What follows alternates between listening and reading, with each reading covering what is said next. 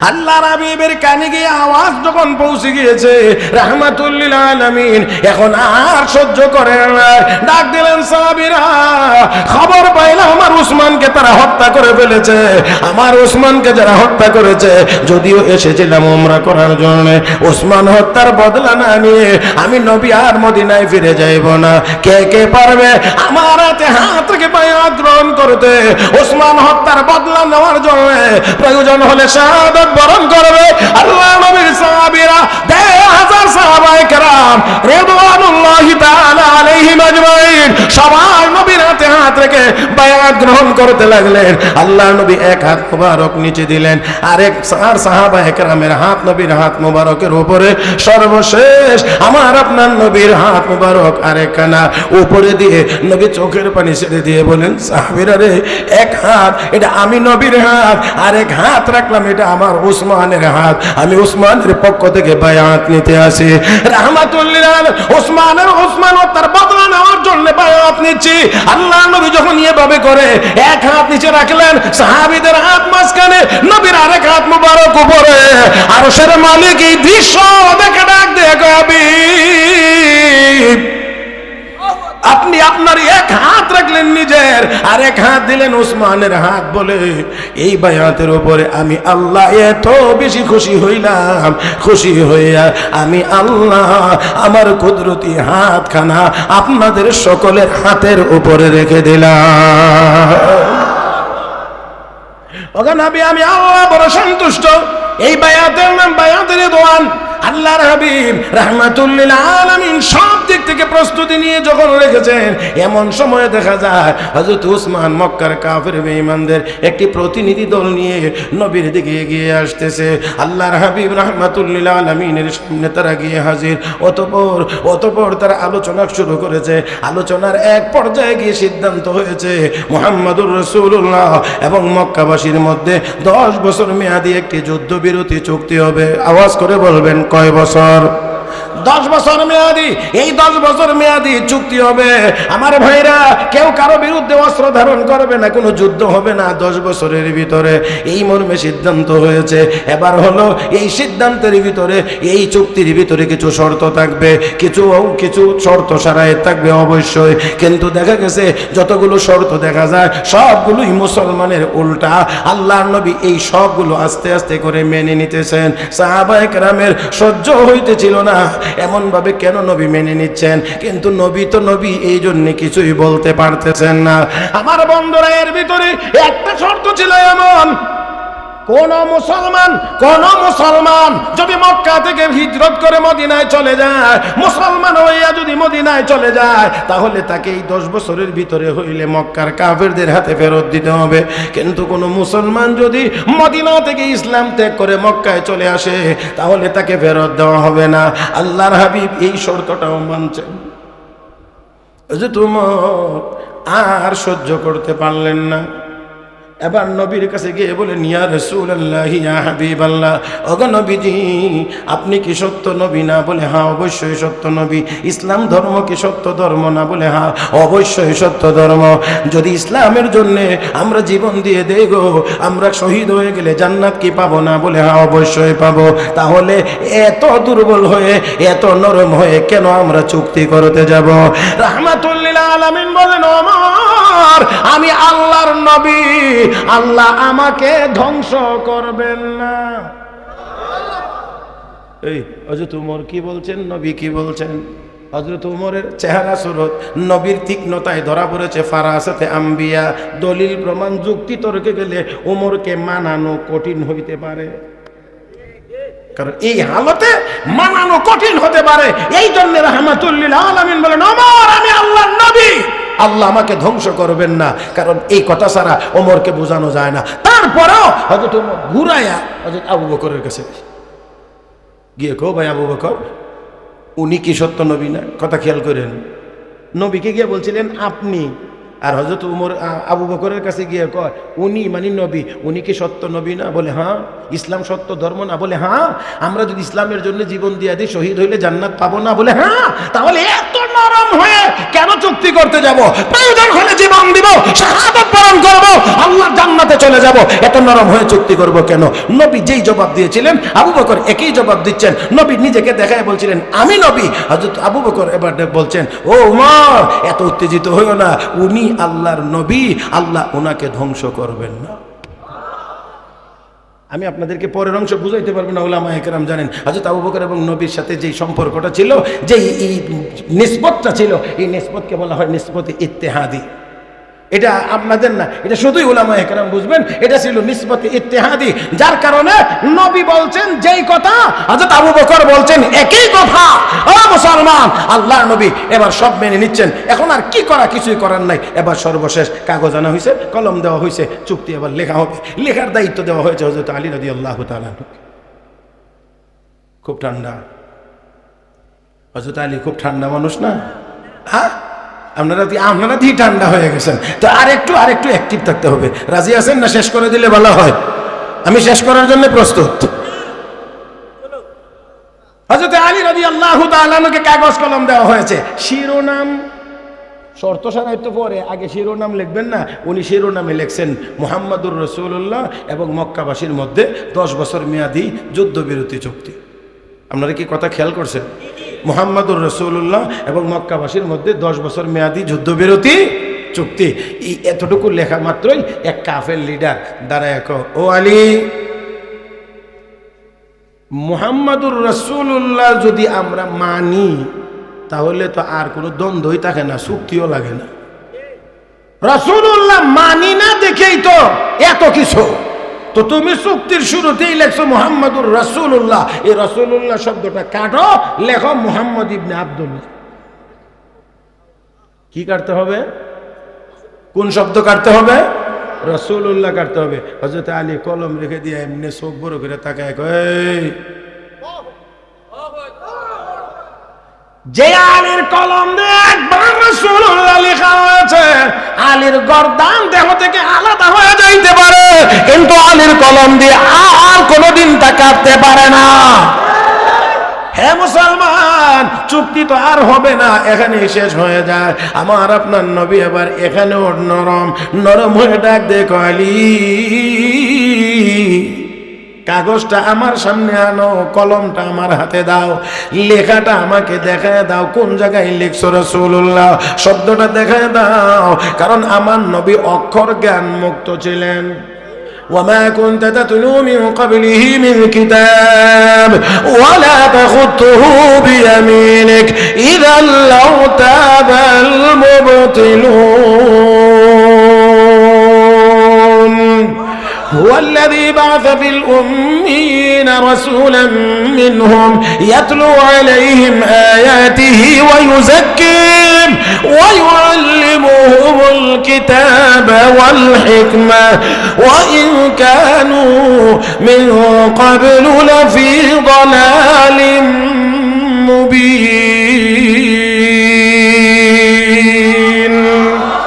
আমার আপনার নবী ছিলেন উম্মি উম্মি উম্মি।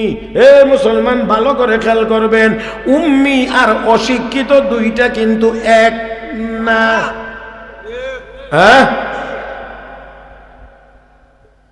বুঝতে হবে, উম্মি আর অশিক্ষিত এক। আমার নবী বলেন উতিতু ইলমাল আউয়ালিন ওয়াল আখিরিন, আমার আগের যত মানুষ, আমার পরের যত মানুষ, সব মানুষ মিলে যত ইলম আল্লাহ আমাকে দিয়েছেন তত ইলম। কিন্তু নবী ছিলেন অক্ষর জ্ঞান মুক্ত। অক্ষরের নাম জ্ঞান না, অক্ষর হলো জ্ঞান অর্জনের মাধ্যম। বুঝাইতে আমার কষ্ট হইব। হ্যাঁ, দেখেন এটা, দেখেন এর উপরে কি লেখা আছে প্রথম লাইনে, পুরা লাইনে বলেন না। হাফিজিয়া মাদ্রাসার এখানে কি, এরপরে কি 52তম বার্ষিক ওয়াজ মাহফিল। এই যে লেখাটা পয়রা বুঝলেন কি, যে এই মাদ্রাসার মাহফিল হবে আগামী অমুক দিন। এই যে মাহফিল হবে এইটা যে জানতে পারছেন, এটা হলো এলেম। আর এইখানে যা পড়ছেন এটা হলো এলেমের মাধ্যম। এই অক্ষরটি দিয়ে আপনারা এই দাওয়াত দেওয়া হয়েছে যে আমরা এই দিনে মাহফিল হবে। এই মাহফিল হবে জানতে পারছেন, এটার নাম এলেম। এই অক্ষরগুলো হলো এই এলেম অর্জনের মাধ্যম। আমার আপনার নবীকে আল্লাহ দুনিয়ার কোনো মাধ্যমে এলেম দেন নাই, আল্লাহ সরাসরি আমার নবীকে এলেম দান করেছেন। এই জন্য কোনো অক্ষর জ্ঞানের প্রয়োজনীয়তা নবীর সামনে আল্লাহ রাখেন নাই। এই জন্য আল্লাহ কয়, হাবিব আপনাকে ইতিপূর্বে কোনো কিতাবও আমি পড়াই নাই, আপনার ডান হাত দিয়ে কোনো কিছু লেখাইও নাই। যদি পড়তে পারতেন আর লিখতে জানতেন তো কাফের বেঈমানরা কইতো কোরআন নিজেই বানাইছে। কয় না। এই জন্য আমি আল্লাহ আপনাকে দিয়ে কিতাবও পড়াই নাই, কোনো অক্ষরও লেখাই নাই। তো আল্লাহর নবীর সামনে এবার নিয়ে কাগজ দেওয়া হয়েছে, আল্লাহ রসুলকে দেখানো হয়েছে, এখানে রসুল্লাহ লেখা আছে। নবী নিজের হাত মোবারক দিয়ে, সাহাবায়ে কেরাম এর সব ধৈর্য মানে সীমা অতিক্রম করে ফেলছে, রক্ত সিট মারতেছে। এটা কেমন করে সম্ভব? রাসূলুল্লাহ শব্দটাও রাখা যাবে না, কেটে ফেলতে হবে। এটা আবার কেমন চুক্তি? এটা আবার কেমন করে হয়? মানতে মোটেও পারতেছিলেন না, কলিজা যেন ছিঁড়ে যাচ্ছিল। যাওয়ারই তো কথা, এই আওয়াজ আসতে হলে হয় না, এটা ছিঁড়ে যাওয়ারই কথা। রাসূলুল্লাহ শব্দটা যদি ওই চুক্তির শুরুতে রাখা না যায়, এটা যদি সাহাবায়ে কেরামের হৃদয়ে রক্ত করা না, গোলাম আহমদ কাদিয়ানীর মতো করে আমার নবীর খতমে নবুয়তকে কেটে ফেলতে চায়, এটা কোনো মুসলমান মনে প্রাণে কোনোদিন মেনে নিতে পারে না।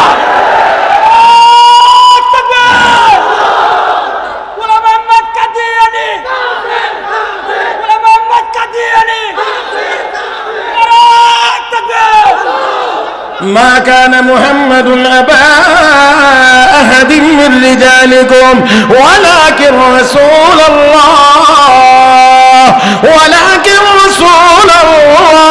وخاتم النبيين وكان الله بكل شيء عليما। রাসূলুল্লাহ কাটার কারণে যদি সাহাবীরা ব্যতীত গোলাম আহমদ কাদিয়ানীর নবুয়তের দাবির মাধ্যমে আমার নবীর খতমে নবুয়ত খাতামুন নবীনের উপরে কলম ধরা হয়, কাটা হয়, এটা আমরা মেনে নিতে পারি না। আমার ভাইরা, আমার বন্ধুরা, যে যেই জায়গায় রাজনীতি করেন, কিন্তু আমাদের সামনে এই ওয়াদা অবশ্যই এবার ভোটের আগে দিতে হবে। ক্ষমতায় গেলে অবশ্যই কাদিয়ানীদেরকে রাষ্ট্রীয়ভাবে অমুসলিম ঘোষণা করতে হবে। যে দলই করেন, আমি রাজনীতির কাছাকাছিও নাই, সকালে কিলোমিটারের ভিতরেও নাই ভাইয়েরা। তারপরেও বলছি, যারা ঘোষণা দিতে হবে আমরা ক্ষমতায় গেলে কাদিয়ানীদেরকে অবশ্যই অমুসলিম ঘোষণা করব। এই ঘোষণা অবশ্যই নির্বাচনী ইশতেহারে থাকতে হবে। শুধু খালি আমি সেই, আমরা অমুক, আমরা তমুক হবে না, জায়গায় হাত দিতে হবে। এটা ঈমানের জায়গা, এই ঈমানের জায়গা। রাহমাতুল লিল আলামিনের জীবনে উহুদের ময়দানে দান শহীদ হয়েছে, তায়েফের ময়দানে নবী রক্ত ঝরিয়েছেন, তারপরে আরো চলার পথে নবীর কাটা দেওয়া হয়েছে, নামাজের সেজদায় উটের ভুঁড়ি দেওয়া হয়েছে। রাহমাতুল লিল আলামিন এতটা কষ্ট পান নাই যখন মুসাইলামাতুল কাযযাব নবীর জীবদ্দশায় নবুয়তি দাবি করেছিল। রাহমাতুল লিল আলামিন যত কষ্ট পেয়েছিলেন, এত কষ্ট আর কোনো কিছুর মাধ্যমে পান নাই। আপনারা কি এই মতের সাথে একমত যে কাদিয়ানীদেরকে অমুসলিম ঘোষণা করা হোক? এই কথার সাথে কি সবাই একমত?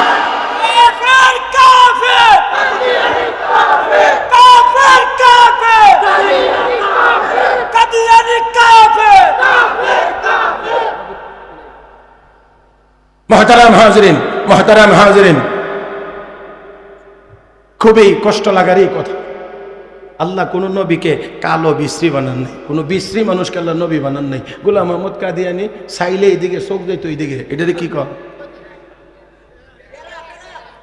টেরা টেগরা বিভিন্ন নামে ডাকে। তো টেগরারে কি কেউ সুন্দর কয়নি? তাহলে হে চাইতো এইদিকে, চোখ যাইতো এইদিকে। নবীরা যেখানে ইন্তেকাল করেছেন দাফন সেখানে হয়েছে। আমার নবীর ইন্তেকাল আম্মা আয়েশার হুজরায় হয়েছিল, এই জন্য নবীর ইন্তেকাল যেখানে হয়েছে আম্মা আয়েশার হুজরায় দাফন হয়েছে। এটাই রওজা শরীফ, রওজা আতহার। মুসলমান, গোলাম আহমদ কাদিয়ানী টয়লেটে মারা গিয়েছিল। নবী হইতে হইলে তো টয়লেটের ট্যাঙ্কির মধ্যে দাফন করা লাগে।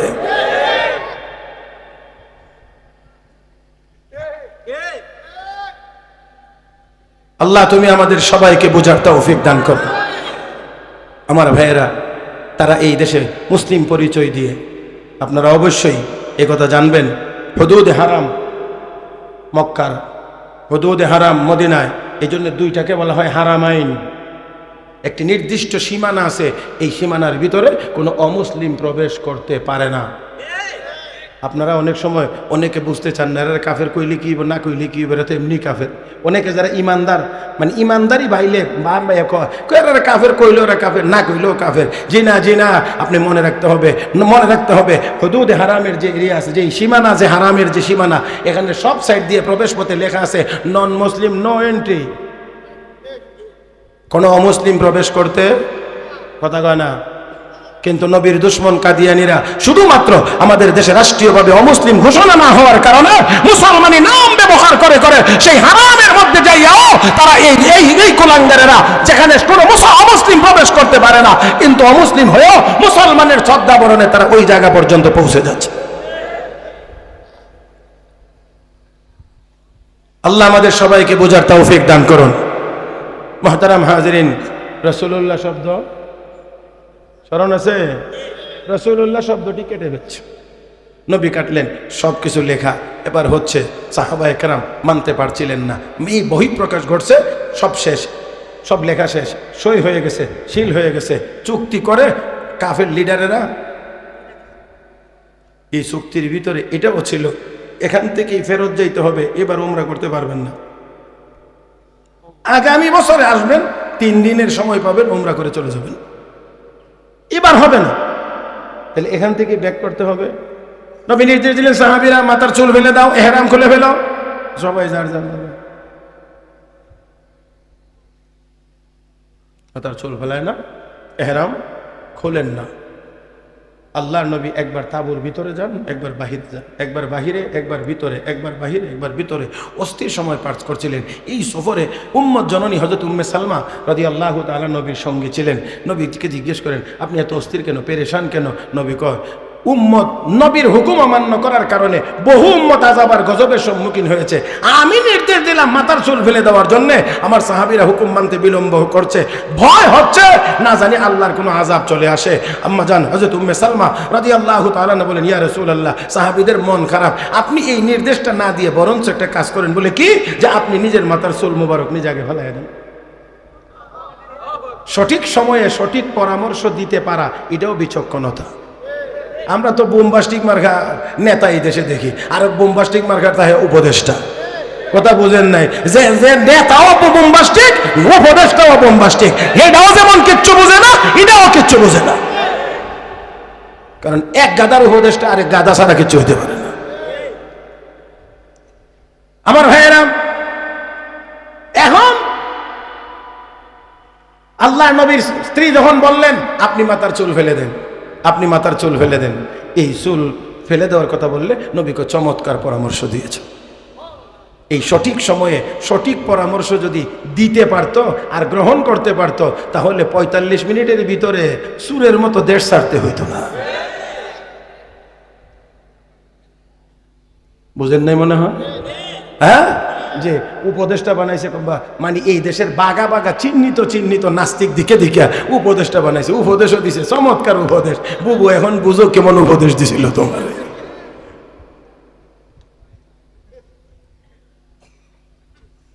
আল্লাহ কষ্ট হয়েছে নিয়ম। তো যাই হোক, নবী যখন এই কথা শুনলেন, চমৎকার পরামর্শ। নবী আবার বাইরে গিয়ে একজনের ডাক দেখো, আমার মাথা শুরু করা, আল্লাহ আমার মাথার চুল, আলহামদুলিল্লাহ সুম্মা আলহামদুলিল্লাহ। এই উমরাতে যে কামাই আইছিলাম মক্কা শরীফ থেকে, এটা অন্য জায়গাত গেছে না, এই জন্যই ছোট ছোট দেখা যায়। নবী আমার মাথার চুল ফেলা। যেই মাত্র নবীর মাথা মুবারকের চুল ফেলানো শুরু হয়েছে, সাহাবায়ে কেরামের আর একজনের কোনো অভিমান নাই। বসে থাকা যায় না, কি হয়েছে? নবী চুল ফেলাই দিছে। আরে আল্লাহু আকবার কি কালকে নাস্তার পরে বলবো? নবীর মাথা মুবারকের চুল ফেলে দিছে। এবার সবাই পরিষ্কার চুল ফেলাই দিছে, মাথা কামাই দিছে, মানে হেরাম শেষ। এবার স্বাভাবিক পোশাক টোশাক পরে মদিনায় যাব, রেডি, সবাই প্রস্তুত। উটের উপরে সবকিছু উঠানো হয়ে গেছে, বাহনের উপরে উঠানো হয়ে গেছে, আল্লাহর নবী নিজেও উঠে গেছেন। এমন সময়ে ওহী নাজিলের চাপ শুরু হয়ে গেছে। নবী আবার উটের পিঠ থেকে নেমে গেলেন। নবী নেমে গেলেন, দীর্ঘ সময় পর্যন্ত ওহী নাজিল চলতে থাকলো। জিবরাইল চলে গেলেন, নবী ডাকলেন, সাহাবীরা আমার সামনে আসো। ওমর কোথায়? মনে আছে আপনারা? তোমার খুব ভয়ে ছিলাম, মনে হয় আমার বিরুদ্ধে কোরআন আয়াত নাযিল হয়ে গেছে, এই জন্য নবী আমাকে ডাকছেন, আমি সামনের দিকে যাই না। রাহমাতুল লিল আলামিন বলেন, সাহাবীরা রে, এই মুহূর্তে আমার উপরে কোরআনের একটি সূরা নাযিল হয়েছে। আল্লাহ নবী এই কথা বলে এবার তিলাওয়াত করে সাহাবীদেরকে শোনাইতে লাগলেন, ইন্না ফাতাহনা লাকা ফাতহাম মুবিনা লিয়াগফিরা লাকা আল্লাহু মা তাকদ্দামা মিন যামবিকা ওয়া মা তাআখার ওয়া ইউতিম্মা নি'মাতাহু আলাইকা ওয়া ইয়াহদিয়াকা সিরাতাম মুস্তাকিমা ওয়া ইয়ানসুরাকা আল্লাহু নাসরান আজিজা। আল্লাহ নবীকে আল্লাহ রাব্বুল আলামিন বলেন, নবী গো, ইন্না ফাতাহনা লাকা ফাতহাম মুবিনা। হাবিব, যদি চোখে দেখা যায়, খোলা চোখে দেখা যায় এটা একটা চুক্তি, না না না, আসলে এটা চুক্তি হয় না, এটা সাধারণ কোনো চুক্তি না। আমি আল্লাহ এই চুক্তির মাধ্যমে আপনাকে স্পষ্ট বিজয় দান করেছি। এই সূরা তিলাওয়াত করে করে আপনি যদি সামনের দিকে আগাইতে থাকেন, যাইতে যাইতে যাইতে যাইতে একেবারে সর্বশেষ আয়াতের প্রথম শব্দে গিয়ে পাবেন মুহাম্মাদুর রাসূলুল্লাহ। আল্লাহ রাব্বুল আলামিন এই সূরার শেষ আয়াতের প্রথম অংশে মুহাম্মাদুর রাসূলুল্লাহ কেন বললেন? আল্লাহ রাব্বুল আলামিন সাহাবীদেরকে এত মহব্বত করেন, স্বয়ং আল্লাহ সাহাবীদেরকে এত ভালোবাসেন, আল্লাহর নবীর নামের সাথে রাসূলুল্লাহ শব্দটা রাখতে পারে নাই, চুক্তিতে কাটা হয়েছে। এই জন্য সাহাবীদের মনে বড় ব্যথা। আল্লাহ রাব্বুল আলামিন আরশের মালিক ডাক দেখো, ও আমার সাহাবীর উম্মতেরা, ও আমার হাবিবের উম্মতেরা, সাহাবীরা, রাসূলুল্লাহ শব্দটা 10 বছর মেয়াদী চুক্তিতে রাখতে পারলো না, এই জন্য মনে বড় ব্যথা। এই চুক্তি বহাল থাকলে 10 বছর চলবে, তারা তো 2 বছরের বেশিও চুক্তি চলতে দিল না, ভঙ্গ করে ফেলেছে। আমার বন্ধুর সাহাবীরা রে, এই জন্য মন খারাপ করার কোনো কারণ নাই, তারা 10 বছর মেয়াদে কাগজে লিখতে দিল না। এই জন্য আমি আল্লাহ চিরস্থায়ী কোরআনে আমার বন্ধুকে রাসূলুল্লাহ বলে ঘোষণা করলাম। তারা 10 বছর মেয়াদি কাগজে রাসূলুল্লাহ থাকতে দিল না, রাখতে দিল না, তো আমি মুহাম্মাদুর রাসূলুল্লাহ কোরআনে নাজিল করে দিলাম। এটা ফিরা বুঝেন না? ফিরা ওই কাফের বেঈমানরা ফিরা এখনো আসেনি এই আয়াত, কথা কনে এখনো আসেনি আয়াত, কোরআনে মুহাম্মদ আসেনি না নাই? ও মুসলমান, ও মুসলমান, তো মুহাম্মাদুর রাসূলুল্লাহ আল্লাহ এই কথা বলে নবী সাহাবীদেরকে সান্ত্বনা দিয়ে বলেন, ভয়ের কোনো কারণ নাই। এরা 10 বছর মেয়াদি কাগজে রাখতে দিল না, আমি তো আমার চিরস্থায়ী কোরআনে উল্লেখ করে দিলাম। এই হলো মুহাম্মাদুর রাসূলুল্লাহ। আল্লাহ এখানে বলার পরে এবার সাহাবীদের 3টা গুণের কথা বলেছেন। কয়টা গুণের কথা? 3টা। এই 3টা গুণ বলতে গেলে অনেক শূন্য। আমি তো ভাবছিলাম 12টার মধ্যে শেষ করব, ঘড়ি দেখার আগেই 12টা অতিক্রম করে ফেলেছি। আরো অল্প কয়েক মিনিট। এখন এটার সময় না, এটা আমার কাজও না, এটা তো আগে মাশাআল্লাহ যারা করে এই লাইনে মাহির ফিল ফন, তারা এই কাম করে গেছে। যাক, তারপরে আসেন এখন আঙ্গুলে গনে গনে সাহাবায়ে কেরামের 3টা গুণের কথা, যে গুণগুলো আমি বলছি না, হুজুরও বলছেন না, বাইতুল মুকাররমের খতিবও বলছে না, কাবার ইমামও বলছে না, বলছেন কে? এত আসতে বলেন কেন? কার গুণ? সাহাবায়ে কেরামের গুণ। আল্লাহ রাব্বুল আলামিন বলেন, ওয়াল্লাযীনা মাআহু, যারা মুহাম্মাদুর রাসূলুল্লাহর সঙ্গে মানে নবীর সাহাবী, যারা নবীর উপর ঈমান এনেছে, আল্লাহ রাব্বুল আলামিন বলেন, আশিদ্দাউ আলাল কুফফার, কাফের বেঈমানদের মোকাবেলায় তারা বড় কঠোর। রুহামাউ বাইনাহুম, একে অপরের জন্য বড় দয়ালু, একে অপরের জন্য বড় দয়ালু। ও মুসলমান, সাহাবীদের গুণ আর বৈশিষ্ট্য হলো, আল্লাহ নবীর সাহাবীরা, রাহমাতুল লিল আলামিনের সাহাবীরা কাফের বেঈমানদের মোকাবেলায় ছিল বড় কঠোর, নিজেরা একে অপরের জন্য ছিল বড় দয়ালু। আমার বন্ধুরা আজকে সম্পূর্ণ উল্টা হয়ে গিয়েছে। আমরা নিজেরা বড় সবল, ফিলিস্তিনের পক্ষে ইসরায়েলের বিপক্ষে খুবই নরম। বুঝে না রে, বুঝে না। ও মুসলমান, আর না হয় 58টি মুসলিম দেশ থেকে এক যুগে যদি একটা বিবৃতি দেওয়া হইতো, আর সহ্য করা হবে না। 24 ঘন্টার ভিতরে যদি হামলা বন্ধ না হয়, মুসলমানদের উপরে হামলা যদি বন্ধ না হয়, আমরা অবশ্যই অ্যাকশনে যাব। হ্যাঁ, তাহলে অবশ্যই এই হামলা আরো অনেক আগেই বন্ধ হওয়ার কথা, আর এই চুক্তি কিছু লাগে না, এমনি বন্ধ হয়ে যেত। আমার বন্ধুরা, সাহাবায়ে কেরামের 1 নাম্বার গুণ হলো তারা নিজেদের পারস্পরিক একে অপরের জন্য বড় দয়ালু, কাফের বেঈমানদের মোকাবেলায় বড় তারা কঠোর। এবার হাদিসের আলোকে দেখেন, আমার নবী বলেছেন, মান আহাব্বা লিল্লাহি ওয়া আবগাদা লিল্লাহ, যেই ব্যক্তি আল্লাহর রাস্তে কাউকে ভালোবাসে, আল্লাহর জন্যই কারোর সাথে দুশমনি রাখে, নবী বলেন তার ঈমান পাক্কা। আয়াতের এই অংশের দ্বারা বোঝা যায় সাহাবায়ে কেরামের ঈমান পাক্কা। বলেন আল্লাহ বলেন তাদেরকে দেখবেন তারা নামাজি, তার মানে সাহাবায়ে কেরামের আমল পাক্কা। ওই কথা বললেন, সাহাবীদের ঈমান পাক্কা। 2 নাম্বার সাহাবীদের আমল পাক্কা। 3 নাম্বার ইয়াবতাগুনা ফাদলাম মিনাল্লাহি ওয়া রিদওয়ানা, এই ইবাদতের মাধ্যমে আল্লাহর সন্তুষ্টি তারা কামনা করে। তার মানে হলো সাহাবায়ে কেরামের নিয়ত পাক্কা। বুঝাইতে পারি নাই? ও মুসলমান, 1 নাম্বার হলো সাহাবীদের ঈমান পাক্কা, 2 নাম্বার তাদের আমল পাক্কা, 3 নাম্বার তাদের নিয়ত বা ইখলাস পাক্কা। আজকে আমাদের ঈমানেও দুর্বল, আমাদের আমলেও দুর্বল, আমাদের নিয়তের ভিতরেও ভেজাল, যার কারণে সংখ্যায় বেশি থাকার পরেও আমরা দুনিয়ার কোথাও দাঁড়াইতে পারি না। আসুন সাহাবায়ে কেরামের 3টি গুণ যদি আমরাও অর্জন করতে পারি, রব্বে কাবার কসম, এই 3 গুণ যদি আমাদের ভিতরে থাকে, 200 কোটি মুসলমানের আল্লাহু আকবারের আওয়াজের মোকাবেলা করার ক্ষমতা দুনিয়ার কোনো কাফের বেঈমানের হতে পারে না।